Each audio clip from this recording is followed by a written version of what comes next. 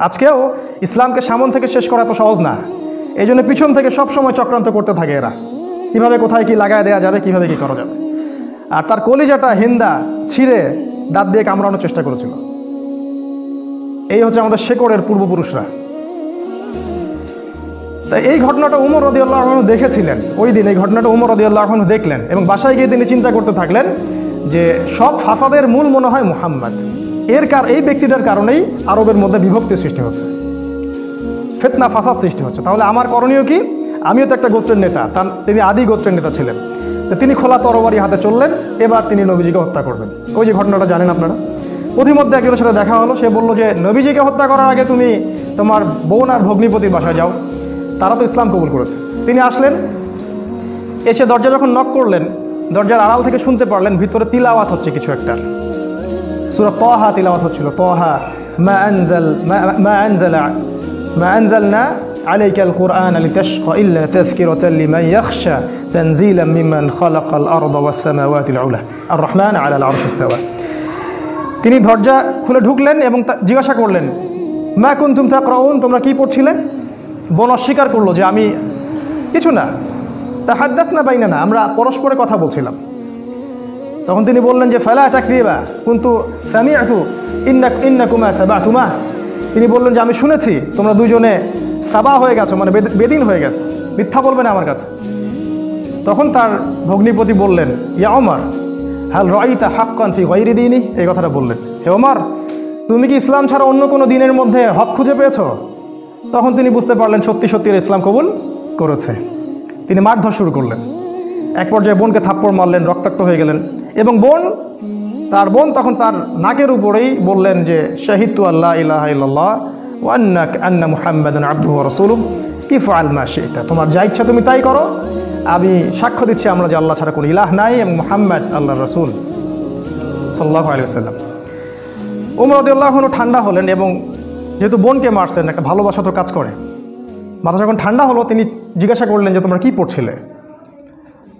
তিনি বললেন, নাচিন ইয়া উখতি, আমাকে ওই কাগজটা দাও হে আমার বোন, আমি একটু পড়ে দেখি। প্রথমে তিনি দিতে চান নাই, পরে তার ভগ্নিপতি বললেন, তার স্বামী তাকে বললেন যে ইশারা করলেন তাকে দাও। কারণ তারা জানতেন উমর রাদিয়াল্লাহু আনহু একজন স্বচ্ছ মনের মানুষ ছিলেন, মানে হয় হকের পক্ষে নাহলে বাতিলের পক্ষে। মন একদম ফ্রেশ, ভিতরে কোনো প্যাচ নাই, মানে আমাদের মতো না কিন্তু, মানে কিছু কিছু হকে আবার কিছু কিছু বাতিলে। দেখেন না, সুবিধা খোঁজে, আজকে যদি অনুকূল থাকে তাইলে প্রতিকূল থাকলে নাই, এই টাইপের ছিলেন, একদম স্ট্রেট ফরওয়ার্ড, যে আমি হয় এদিকে আছি না এদিকে। এবার ওমর রাদিয়াল্লাহু আনহু ওই চিরকুটটা পড়া শুরু করলেন, সেখানে ওই সূরা তাহা লেখা ছিল। এবং বলে রাখি, ওই সময় আরবে মেবি, আমি একটু ভুল হতে পারি, 16 থেকে 17 জন পড়াশোনা করতে পারতেন, 16 থেকে 17 জন লেখাপড়া করতে পারতেন, বাকিরা লেখাপড়া করতে জানতেন না। ইভেন আমাদের নবী সাল্লাল্লাহু আলাইহি ওয়াসাল্লামও লিখতে পড়তে জানতেন না, ওমর রাদিয়াল্লাহু আনহু পড়তে জানতেন। তিনি পড়লেন এবং পড়ে বুঝতে পারলেন। যখন তিনি সূরার তেলাওয়াত করতে করতে করতে করতে এই আয়াতে আসলেন, সূরা তাহার দেখবেন প্রায় এই যে 10 থেকে 20-এর মধ্যে আয়াতগুলো আছে, যে তাদেরকে অবকাশ দাও সেই দিন পর্যন্ত, জালেমদেরকে অবকাশ দাও সেই দিন পর্যন্ত যখন আল্লাহ পাক তাদের প্রত্যেককে ধরে ধরে হিসাব নেবেন। এই আয়াতগুলো যখন তিনি পড়তে লাগলেন, তখন তার হৃদয়টা গুলে, মানে আল্লাহর কালাম তো, তিনি বুঝতে পারছেন তিলাওয়াত, তিনি আর থাকতে পারলেন, স্থির থাকতে পারলেন না। তিনি একটা কথা বলেন, আমিন হাদা ফাররাত কুরাইশ, কুরাইশরা কি এটা থেকেই পালাচ্ছে? তার ইশারা করলেন যে কুরাইশরা এখান থেকেই পালাচ্ছে।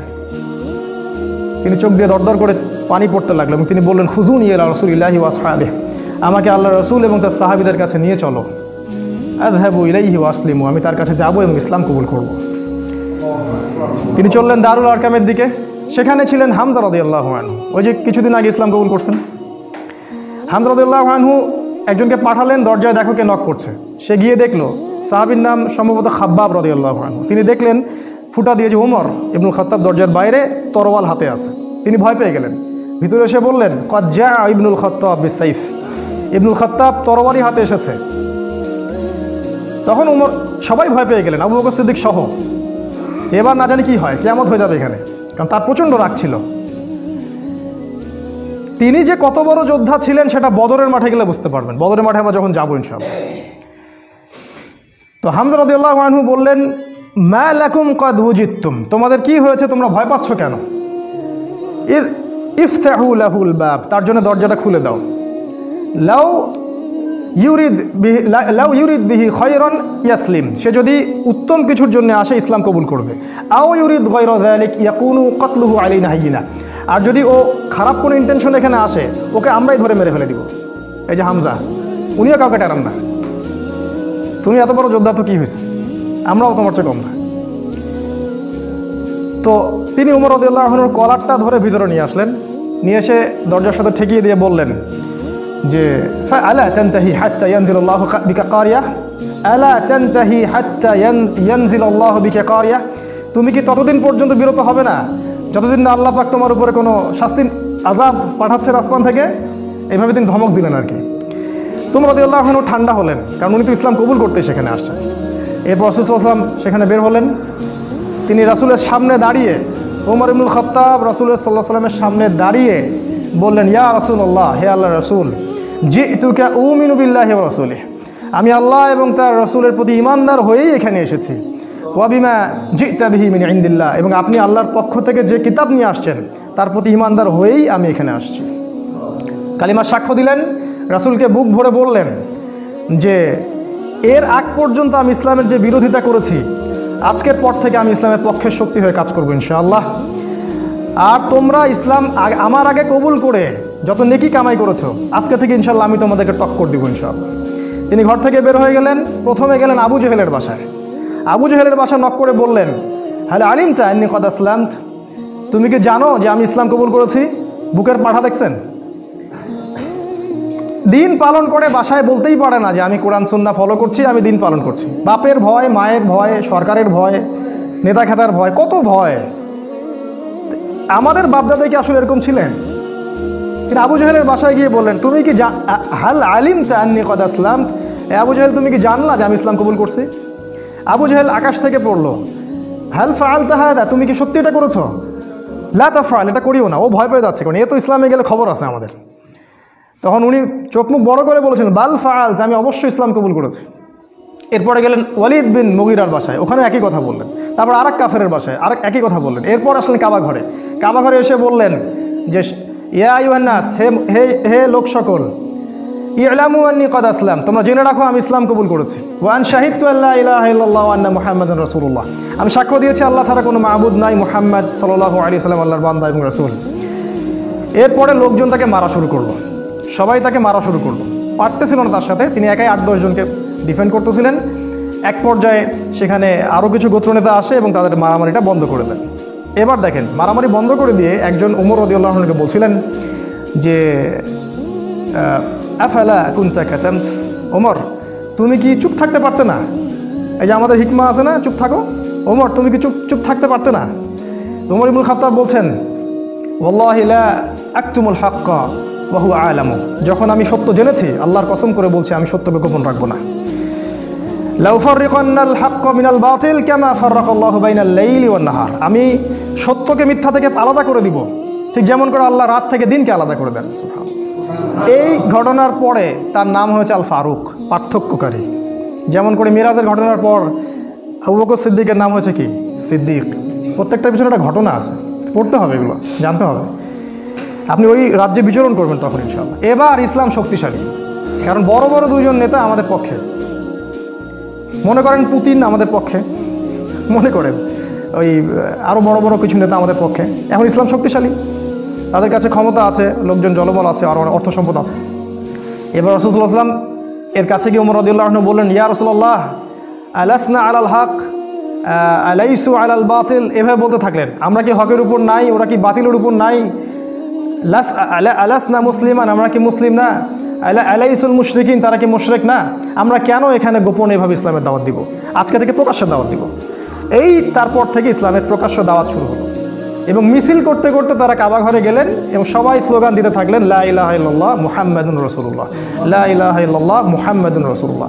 এবার আরবের লোকরা জাজল্যমান একটা দৃশ্য দেখতেছে, রেভলিউশন। হঠাৎ করে এই যে 50, 60, 70 জন মানুষ বের হচ্ছে রাস্তায় এবং কালিমার সাক্ষ্য দিচ্ছে। ওই সময় কিন্তু এই পপুলেশনটা খুব কম না, একটু বেশি। এবার নির্যাতনের মাত্রা আরও বাড়তে থাকলো। আমাদের হাতে অল্প সময় আছে, আমি 5 মিনিটে শেষ করছি ইনশাআল্লাহ। নির্যাতনের মাত্রা বাড়তে থাকলো। এবং এক পর্যায়ে সাহাবীদের প্রতি এমন মর্মান্তিক নির্যাতন করা হলো, কিছু নমুনা আপনারা জানেন, ওই যে বিলাল রাদিয়াল্লাহু আনহুর ঘটনা, সুমাইয়া রাদিয়াল্লাহু আনহার ঘটনা, আবার খাব্বাব, তারপর মুসআব বিন উমাইর, এদিকে উসমান রাদিয়াল্লাহু আনহু, ইভেন আবু বকর সিদ্দিক, সমস্ত সাহাবীকেই টর্চার করা হলো। মানে ফিজিক্যাল, মেন্টাল, ইকোনমিক্যাল এমন কোনো টর্চার নেই যেটা করা হয়। এরপর রাসূল সাল্লাল্লাহু আলাইহি ওয়াসাল্লাম তাদেরকে বললেন, আবিসিনিয়ায় তোমরা হিজরত করো, দিন কায়েম। দেখেন, অনুকূল পরিবেশে এখন আমরা প্রকাশের দাওয়াত দিচ্ছি, এখানে নির্যাতন হচ্ছে, ওখানে কিন্তু বোম ব্লাস্ট করছি না। আমরা বলছি যেখানে দিন পালনের সুযোগ আছে, অনুকূল পরিবেশ আছে, তোমরা সেখানে চলে যাও। সাহাবীরা চলে গেলেন ইথিওপিয়ায়, ওই যে আমি গতদিন খুতবায় বলেছিলাম, আবিসিনিয়ায়। ওখানে একজন বাদশা ছিলেন, সেই বাদশার নাম নাজাশি। সে ছিল একজন খ্রিস্টান নাসারা, একজন খ্রিস্টান আমাদেরকে আশ্রয় দিল। সব খ্রিস্টান এক না, সব খ্রিস্টান এই পশ্চিমা সভ্যতার মতো ওই ছেলে ছেলে বিয়েকে জায়েজ বলে না। এরা গডলেস পিপল, এই পৃথিবীর সবচেয়ে বড় জালেম এবং ফেরাউন এরা, এবং আবু জেহেলও বটে। এই বাদশা নাজাশি আমাদেরকে আশ্রয় দিলেন, আমরা রেফিউজি ছিলাম সেখানে, ওরা আমাদেরকে আশ্রয় দিল এবং আমরা সেখানে শান্তিপূর্ণ একটা পরিবেশে দিন পালন করতে থাকলাম। প্রথমে একবার হিজরত হলো, তারপর আরও একটা দল হিজরত করলো, এবং কাফেররা বসে থাকেনি, তারাও সেখানে কূটনৈতিক তৎপরতা চালালো। আমর ইবনে আসকে সেখানে পাঠানো হয় এবং সেখানে মোনাজারা, বাহাস হয়। সেই বাহাসে জাফর রাদিয়াল্লাহু আনহু ওই বাদশার সামনে দাঁড়িয়ে সূরা মারিয়াম তেলাওয়াত করেছিলেন। আর ওই বাদশা কিন্তু ছিল নাসারা বা খ্রিস্টান। সূরা মারিয়ামের তেলাওয়াত শুনে সেই বাদশার চোখ দিয়ে ঝরঝর করে পানি পড়তে থাকলো। তিনি বুঝতে পারলেন যে এটা আল্লাহর পক্ষ থেকে এসে। তিনি বলেছিলেন একটা কথা, এটা লোভ সামলাতে পারছেন, তিনি বলেছেন যে ইন্নাহা লাহুদান ইয়াখরুজু মিন মিশকাতিন ওয়াহিদা মা আনজালাল্লাহু আলা ঈসা ইবনে মারইয়াম ইন্নাহা লাহুদা ইয়াখরুজু মিন মিশকাতিন ওয়াহিদা, এটা বলেছেন। এই বাদশা নাজাশি বলেছিলেন যে তুমি যে তেলাওয়াত করলে, শুনে মনে হচ্ছে ঈসার কাছে যেটা এসেছিল এটা সেই একই আলোকবর্তিকা থেকে এসেছে। এ তো খ্রিস্টান, এ কি এদের মতো খ্রিস্টান? এরা কি এখান থেকে হেদায়েত নিবে না? সেই বাদশা নাজাশি মুসলিমদেরকে আশ্রয় দিলেন, সেখানে আমরা থাকলাম। এক পর্যায়ে এদিকে নির্যাতন আরও বাড়তে থাকলো। রাসূল সাল্লাল্লাহু আলাইহি ওয়াসাল্লাম এবং সাহাবীদেরকে 3 বছর বয়কট করা হলো। 3 বছর তারা ওই যে পাহাড়ের পাদদেশে, ওটাকে বলা হয় শিয়ারে আবু তলেব, সেখানে 3 বছর গাছের ছাল পাতা খেয়ে থেকেছে। সামান্য ভাই কষ্ট করে একটা সেমিনারে আসতে পারেন না, দিন কায়েমের স্বপ্ন দেখেন, সামান্য 10টা টাকা খরচ করতে পারেন না, মাসে জ্ঞানও দিতে পারতেছেন না, সামান্য একটু সিরা পড়বেন সেটা পড়তে পারেন না, দিনের জন্য সামান্য একটু এফোর্ট দিবেন, জানমাল ব্যয় করবেন, কোন মুখ দিয়ে সাহাবীদের নাম উচ্চারণ করেন? 3 বছর শুধু গাছের ছাল পাতা খেয়ে থেকেছে। ওই সময় অনেক ত্রাণ আসতো, হামজা রাদিয়াল্লাহু আনহু ত্রাণ ফেরত দিতেন, ত্রাণের দরকার নাই, আল্লাহ রিজিক দিবেন। কি ইমান, কি জজবা!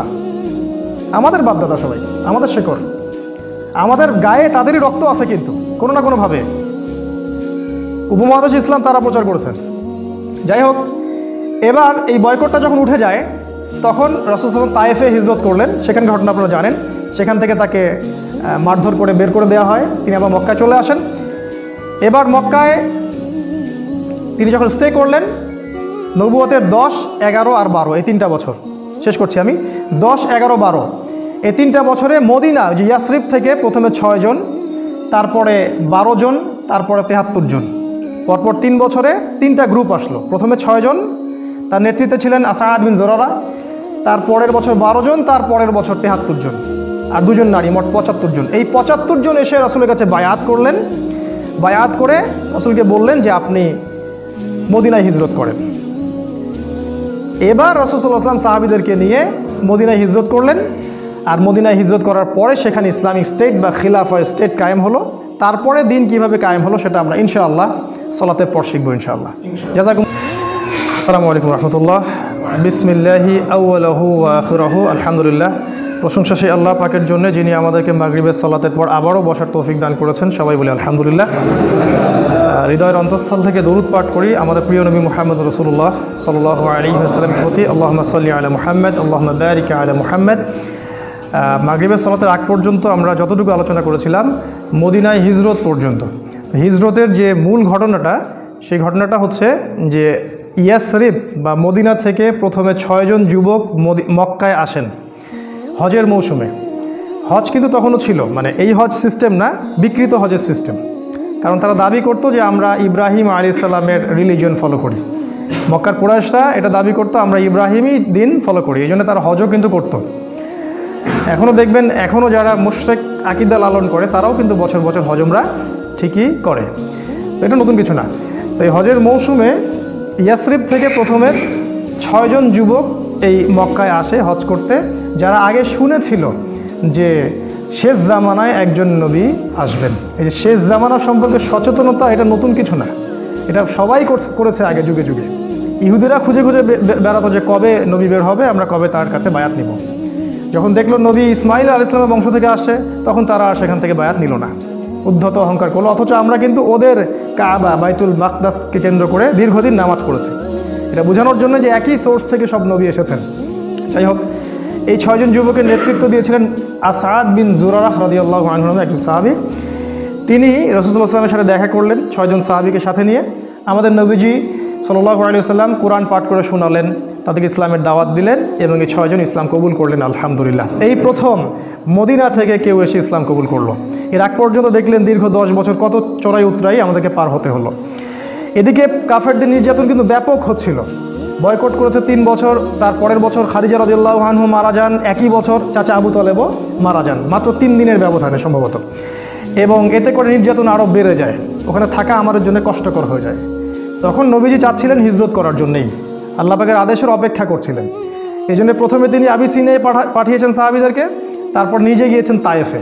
আপনারা জানেন তায়েফ থেকে তাকে রক্তাক্ত হয়ে ফিরে আসতে হয়, তায়েফবাসী ইসলাম কবুল করেনি। সেখানে 3 জন ভাই ছিল, আব্দে ইয়ালাইল, আব্দে মাসউদ আর হাবিব বিন আমর। এরা নবীজিকে পাথর নিক্ষেপ করে মাথা ফাটিয়ে দিয়েছিল, ছোট ছোট ছেলেপেলেদেরকে লেলিয়ে দিয়েছিল, যারা নবীজিকে রক্তাক্ত করেছিল। আর আমাদের নবীজি তাদের জন্য বদদোয়া করেননি, বরং দোয়া করেছিলেন যে আমি আশা করি আল্লাহ পাক এর পরবর্তী জেনারেশন থেকে এমন কাউকে বের করবেন যারা আল্লাহর একত্ববাদে বিশ্বাস করবেন। একটা তথ্য দিয়ে রেখে আপনাদেরকে, আবু হুরায়রা রাদিয়াল্লাহু আনহু কিন্তু ওই তায়েফবাসীরই সন্তান। যদি নবীজি ওই দিন বদদোয়া করতেন, তাহলে আমরা আজকে আবু হুরায়রা রাদিয়াল্লাহু আনহুকে পেতাম না। তার কাছে কিন্তু আসমান, এই যে আপনার পাহাড় পর্বতে ফেরেশতাকে পাঠানো হয়েছিল। পাহাড় পর্বতে ফেরেশতা থাকে, এই কথা আমাদের গডলেস ওয়ার্ল্ড বিশ্বাস করবে না, এডুকেশন সিস্টেম সেকুলার কনসেপ্ট আর বিশ্বাস করবে না। তো আমরা ওদেরকে বলি তোমরা গেট লস, তোমরা এখানে দূর হবে। আমি পাহাড় পর্বতে ফেরেশতা যখন এসেছিলেন, বলেছিলেন আল্লাহ পাক আপনার সাথে তায়েফবাসী যা করেছে আল্লাহ পাক দেখেছেন, আপনি যদি চান 2 পাহাড়কে পিষে একদম তায়েফকে শেষ করে দিব। নবীজি বললেন আমি চাই, আল্লাহ পাক ওদেরকে হেদায়েত দান করুন। তো যাই হোক, এরপরে নবীজি হিজরতের অপেক্ষা করছিলেন, এই সময় ঘটনাটা ঘটে। 6 জন ইয়াসরিবের যুবক আসেন, তারা ইসলাম কবুল করেন। তারপর তাদেরকে আবার নবীজি পাঠিয়ে দেন, মদিনায় পাঠিয়ে দেন, বলেন তোমরা ওখানে দাওয়াতি কাজ করতে থাকো। পরের বছর মানে নবুয়তের এটা ছিল 10ম 11তম বর্ষে তারা আরও 6 জনকে সাথে নিয়ে আসে। দেখেন দিন কায়েম কেমন করে হচ্ছে, প্রথমে গোপন দাওয়াত, তারপরে প্রকাশ্য দাওয়াত, তারপরে একদম যখন আমাদের জনবল বেশি হয়ে গেল, মানে বড় বড় নেতা খেতা মানুষ টাইপের সবাই আমাদের দলে চলে আসলো, তখন আমরা আরও মানে কি বলবো ফ্রিকোয়েন্সির সাথে দাওয়াত দিয়ে শুরু করলাম। এবং যত ফ্রিকোয়েন্ট দাওয়াত হবে তত নির্যাতন বেশি হবে, এটাই সুন্নাহ। এটা হতে থাকলো, এক পর্যায়ে হিজরত করলাম, বয়কট করলো, সোশ্যাল বয়কট, অর্থনৈতিক বয়কট, সব কিছু করলো। তারপরে আমরা হিজরতের জন্য অপেক্ষা করছিলাম। এই 12 জন, এই পরের বছর আরও 6 জন, 6 যোগ 6 মোট 12 জনকে তারা নিয়ে আসলেন। এই 12 জনের সাথে নবী সাল্লাল্লাহু আলাইহি ওয়াসাল্লাম একজন সাহাবীকে মদিনায় পাঠালেন। বিখ্যাত সেই সাহাবী, তার নাম হচ্ছে মুসআব বিন উমাইর রাদিয়াল্লাহু তাআলা আনহু। তিনি প্রচণ্ড রকম ধনীর দুলাল ছিলেন, ইসলামের জন্য সব ছেড়ে দিয়েছিলেন। যখন উহুদের মাঠে তাকে শহীদ করা হয়, তখন তাকে কবর দেওয়ার মতো একটা জামা পর্যন্ত পাওয়া যায়নি, তাকে ঘাস দিয়ে ঢেকে কবর দেওয়া হয়েছে। আমরা যারা দায়ী, তারা কি মুসআব বিন উমাইর? বাংলাদেশে লক্ষ লক্ষ এই যে সিজনে বক্তব্য হবে, এরা কি সবাই মুসআব বিন উমাইর? আলাদা জিনিস। এই দায়ী ইসলামের ইতিহাসের প্রথম দায়ী। কুইজ আসবে আপনাদের, অনেক সময় জিজ্ঞাসা করে অনেকে, দেখবেন ইসলামের ইতিহাসে প্রথম দায়ীকে, এই মুসআব বিন উমাইর রাদিয়াল্লাহু আনহু। তাকে নবীজি পাঠালেন এই 12 জনের সাথে মদিনায়। এবার তিনি গিয়ে মদিনার ঘরে ঘরে দাওয়াত দিতে থাকলেন। আর মদিনায় ছিল আওস এবং খাজরাজ, 2টা গোত্র আপনারা জানেন। মদিনায় ছিল আওস এবং খাজরাজ, এর পাশাপাশি কিছু ইহুদি ছিল, বনু নাজির, বনু কোরাইজা, আর কি একটা কি জানি বনু কাইনুকা, মাশাআল্লাহ জাযাকাল্লাহ। এই 3টা গোত্র ছিল ওই মদিনায়। আর কিছু কিছু মুশরিকও ছিল। এই মুশরিকরা পরে মুনাফিক হয়ে যায় আর কি, আব্দুল্লাহ বিন উবাইয়ের অনুসারী। তো তিনি ঘরে ঘরে দাওয়াত দিতে থাকলেন এবং মাশাআল্লাহ আল্লাহ পাক দাওয়াত কবুল করলেন। এবং আস্তে আস্তে আস্তে আস্তে প্রায় 70-75 জন মানুষ ইসলাম কবুল করলেন, মাশাআল্লাহ।